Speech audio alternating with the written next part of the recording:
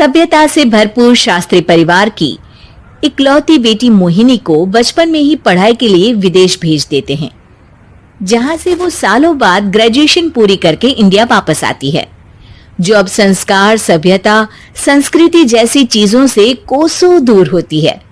एक सुबह Mohini short dress पहने, कानों में हेडफोन लगाए जोर जोर से इंग्लिश गाने गाती हुई घर में घूम रही होती है। सुबह सुबह भगवान का नाम लेते हैं, राक्षसों की तरह चिल्लाते नहीं। पॉप्स, आपको अच्छे गाने की बिल्कुल समझ नहीं है, सो ठीक है, चिल पिल। अरे मोहिनी, पापा से ऐसे बात करते हैं क्या?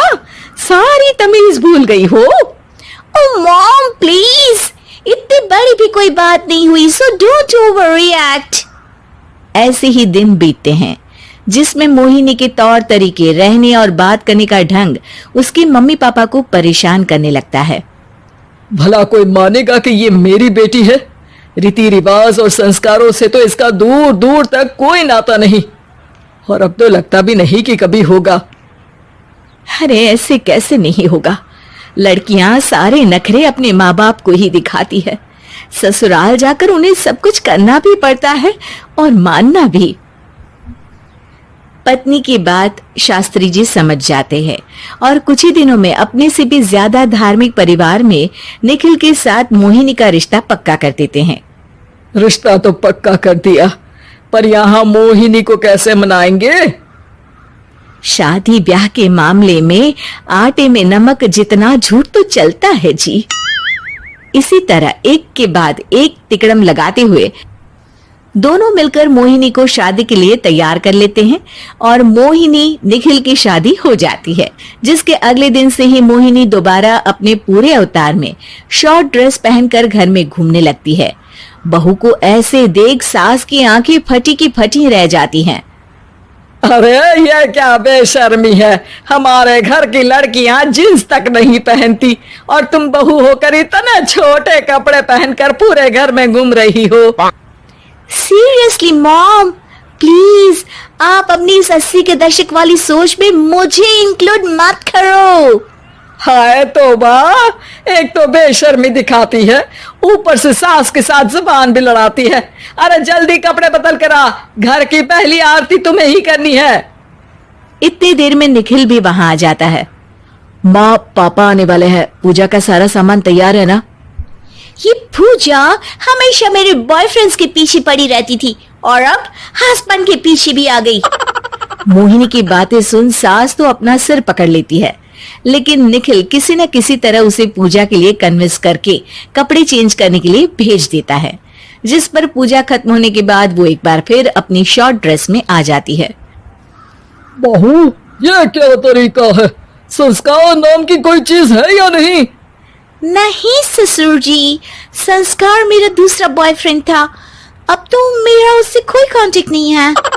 मोहिनी का जवाब सुन के ससुर तो भगवान नाम जपते वहां से चले जाते हैं, लेकिन सास बहू के बीच कहा सुनी फिर शुरू हो जाती है, जिसे इग्नोर करते हुए मोहिनी घर से बाहर चली जाती है और देर रात घर वापस आती है।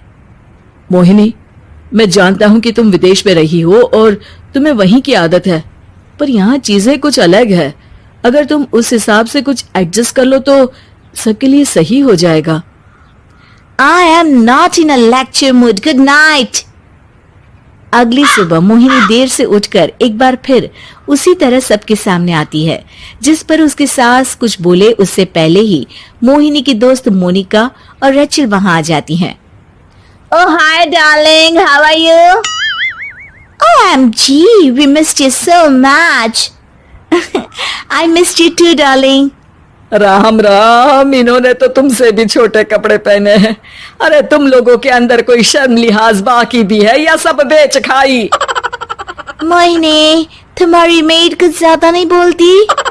इस पर मोहिनी की दोस्त उसकी सास का मजाक बनाने लगती है, जिसे सुन निखिल उन्हें जवाब देते हुए कड़वे शब्द सुना देता है और वो सुन के वो दोनों तो मुंह बनाए वहां से चली जाती है, लेकिन गुस्से से लाल मोहिनी वहीं खड़ी निखिल को घूरती रहती है। घूर क्या रही हो? तुमसे शादी की ये सोचकर कि विदेश में पढ़ी लिखी हो, घर में कोई पॉजिटिव चेंज लाओगी। अपनी करियर के लिए एम्बिशियस होगी, पर अपने इस बिहेवियर से उस पढ़ाई के साथ साथ अपने मम्मी पापा के नाम को भी डुबो रही हो। अगर तुम्हें ऐसे ही हाल रखना है तो यहाँ रहने की कोई जरूरत नहीं है। निखिल की बातें सुनकर मोहिनी रोते हुए घर छोड़कर अपनी मम्मी पापा के पास वापस आ जाती है। ससुराल में सब कुछ ठीक तो है? वो अपने आप को समझते क्या है? मोहिनी पर चिल्ला रहे हैं? मैं क्यों उसके इशारों पर चलूं? मैं अपनी लाइफ अपने तरीके से जीना चाहती हूँ और वो ना आप लोगों को मंजूर था और ना ही उन्हें है। तुम यहाँ नहीं रह सकती। अपने पापा की बात सुन के मोहिनी हैरान रह जाती है। हाँ, तुमने बिल्कुल सही सुना। अगर तुम्हें अपने इस घमंड, बेशर्मी और बदतमीजी में ही जीना है तो तुम यहाँ भी नहीं रह सकती। बेटी, मैं मानता हूँ हमारे यहाँ रीति रिवाज बहुत मायने रखते हैं और हमने उन्हीं के ओवरडोज से बचाने के लिए तुम्हें विदेश भेजा था। एक लड़की जो शादी करके घर और बच्चे संभालती है, उससे तुम अपने आप को ज्यादा समझ सको इसके लिए भेजा था।